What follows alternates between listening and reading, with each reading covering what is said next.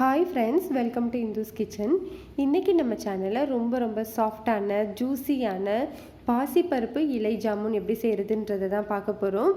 இது ரொம்ப சிம்பிள். நம்ம வீட்டில் இருக்கிற பொருளை வச்சு ஈஸியாக செஞ்சு கொடுத்துடலாம் குழந்தைங்களுக்கு. குழந்தைங்கள்லாம் ரொம்ப விரும்பி சாப்பிடுவாங்க. இந்த டேஸ்டியான ரெசிபியை பார்க்குறதுக்கு முன்னாடி நம்ம சேனலை சப்ஸ்கிரைப் பண்ணாதவங்க ப்ளீஸ் சப்ஸ்கிரைப் பண்ணுங்கள். கூடவே பெல் ஐக்கானே கிளிக் பண்ணுங்கள். அப்போது தான் நம்ம சேனல் அப்படியே உடனே உங்களுக்கு வரும்.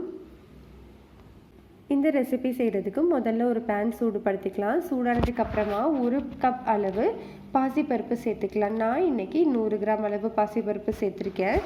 இதை நம்ம லோலேருந்து மீடியம் ஹீட் வரைக்கும் வச்சு நல்ல வாசனை வர வரைக்கும் வறுத்தரலாம். கலர் கொஞ்சம் கோல்டன் கலராக மாறணும். அதுதான் கரெக்டான பக்குவம். இந்த மாதிரி நம்மளுக்கு வந்ததுக்கப்புறமா ஒரு பவுலில் நம்ம இதை மாற்றி வச்சிடலாம். ஒரு பவுலில் மாற்றிட்டு இதை நம்ம தண்ணி வச்சு 2 தடவை நல்லா வாஷ் பண்ணி எடுத்து தனியாக வச்சுக்கலாம்.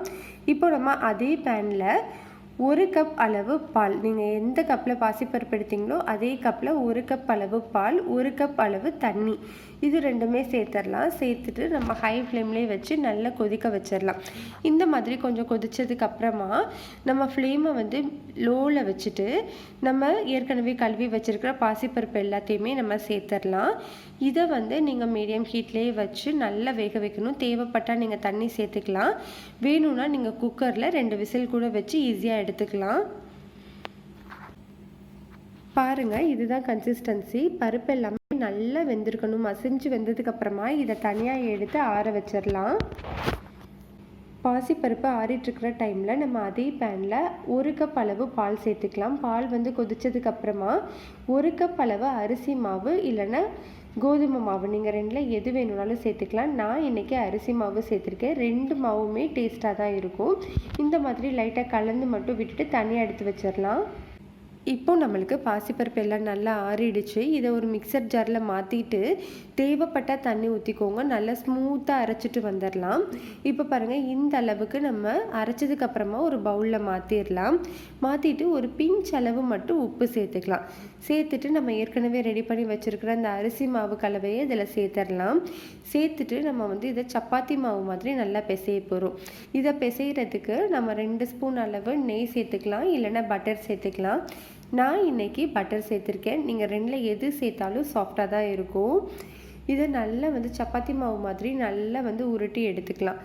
இந்த மாதிரி நம்ம உருட்டி எடுத்ததுக்கப்புறமா நம்ம கொஞ்சமாக கையில் எண்ணெய் தடவிக்கலாம். 2 கையிலையுமே எண்ணெய் தேய்ச்சிட்டு மீடியம் சைஸ் அளவில் ஒரு உருண்டை எடுத்துக்கலாம். உருண்டை எடுத்துட்டு நல்லா உள்ளங்கை வச்சு நல்லா உருட்டிட்டு இந்த மாதிரி உள்ளங்கை வச்சு அழுத்தும் போது நம்மளுக்கு ரவுண்ட் ஷேப்பில் வந்துடும். ரவுண்ட் ஷேப்பில் வந்ததுக்கப்புறமா 2 ஓரங்களையும் இந்த மாதிரி குவிச்சுக்கோங்க. குவிச்ச இடம் மட்டும் லைட்டாக மேடு மாதிரி இருக்கும் இல்லையா, அந்த இடத்த மட்டும் லைட்டாக உள்ளங்கை வச்சு அழுத்தும் போது எல்லா சைடுமே நம்மளுக்கு ஈக்குவல் சைஸாக கிடச்சிரும். இப்போ நம்ம ஒரு ஸ்பூன் வச்சு இந்த மாதிரி இலைகள் மாதிரி நம்ம வடிவமைச்சுக்கலாம். இதே மாதிரி நான் உங்களுக்கு இன்னொன்று செஞ்சு காட்டுறேன்.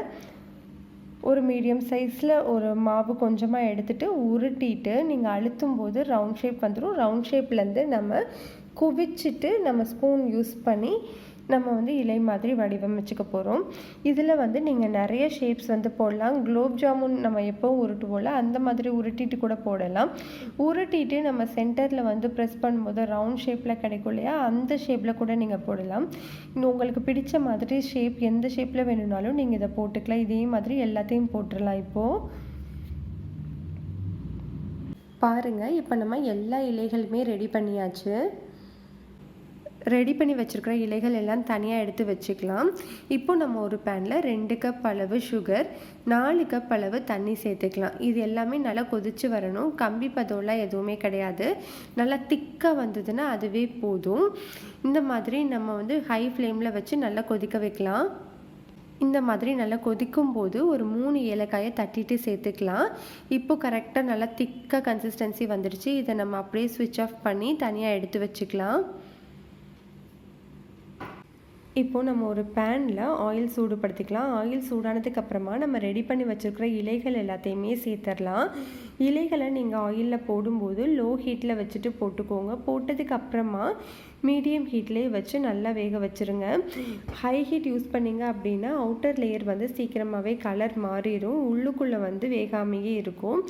அதனால நீங்கள் வந்து மீடியம் ஹீட்லேயே வச்சு வேக வைக்கும்போது எல்லா சைடுமே ஈக்குவலாக வெந்திருக்கும். டேஸ்ட்டும் வந்து நம்மளுக்கு ரொம்ப நல்லாயிருக்கும். நீங்கள் மாவு பிசையும் போது சப்போஸ் வந்து உங்களுக்கு தண்ணியாக இருக்கிற மாதிரி தெரிஞ்சுது அப்படின்னா நீங்கள் அரிசி மாவு யூஸ் பண்ணியிருந்தீங்கன்னா 1 ஸ்பூன் அளவு அரிசி மாவு சேர்த்துக்கோங்க. கோதுமை மாவு யூஸ் பண்ணிங்கன்னா 1 ஸ்பூன் அளவு கோதுமை மாவு சேர்த்துக்கோங்க. ஏன்னா மாவு வந்து கொஞ்சம் தண்ணியாக இருந்த மாதிரி இருந்ததுன்னா இது வந்து பிரிஞ்சு போயிடும். அதனால கரெக்டான கன்சிஸ்டன்சியில் வச்சுக்கிட்டு நீங்கள் போட்டால் தான் நம்மளுக்கு இலைகள் வந்து ரொம்ப டேஸ்ட்டாகவும் ஜாமுன் வந்து ரொம்ப ரொம்ப சூப்பராகவும் வரும். பாருங்கள், இந்த மாதிரி நம்ம எல்லா சைடுமே ஈக்குவலாக அந்த கோல்டன் கலராக மாறுற வரைக்கும் நல்லா வேக வச்சு தனியாக எடுத்துடலாம். எடுத்ததுக்கப்புறமா நம்ம ஏற்கனவே ரெடி பண்ணி வச்சுருக்குறோம்ல சுகர் சிரப், அதில் நம்ம இதில் இப்போ சேர்த்துடலாம். சேர்த்துட்டு இது வந்து அரை மணி நேரத்துலேருந்து 1 மணி நேரம் வரைக்கும் இது வந்து ஊறணும். 1 மணி நேரம் ஊறினுச்சு அப்படின்னா ரொம்பவே பர்ஃபெக்டான கன்சிஸ்டன்சிக்கு இருக்கும். அதனால் நம்ம இப்போ ஒரு மூடி போட்டுட்டு 1 ஹவர் வெயிட் பண்ணலாம். இப்போது 1 ஹவருக்கு அப்புறமா ரொம்ப சூப்பராக இருக்குது பாருங்கள். அவ்வளோதான், நம்மளுக்கு சூப்பரான பாசிப்பருப்பு இலை ஜாமுன் ரெடி ஆகிடுச்சு. ரெசிபி பிடிச்சிருந்தால் லைக் பண்ணுங்கள், ஷேர் பண்ணுங்கள், கமெண்ட் பண்ணுங்கள், மறக்காமல் சப்ஸ்கிரைப் பண்ணிக்கோங்க.